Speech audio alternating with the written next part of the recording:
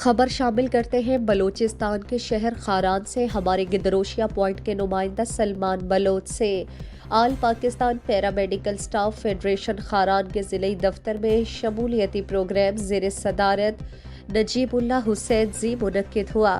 Programme کا آغاز کلام پاک سے ہوا۔ تلاوت کلام پاک کی سعادت حافظ شبیر احمد تگاپی نے حاصل کی اور نئے دوستوں نے شمولیت کا اعلان کیا، جن میں ڈسپنسر اور دیگر ملازمین محکمہ صحت خاران، ہدایت جلال نوشیروانی اور لیاقت شیخ، حاجی عبدالوحید شاد زئی اور حاجی عبدالوحید بنگل زئی نے شامل ہیں۔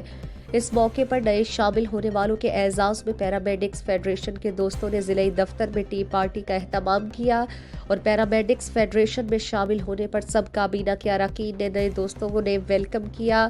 ضلعی صدر نجیب اللہ حسین زئی نے اپنے خطاب میں کہا کہ ہم نے ہمیشہ پیرامیڈکس کو مسائل کو اپنی کاوشوں سے حل کرنے کی کوشش کی ہے اور آئندہ بھی کرتے رہیں گے۔ ہماری جد و جہد کا محور محکمہ صحت کے ملازمین کے بنیادی مسائل کا حل اور ان کی خوشحالی ہے۔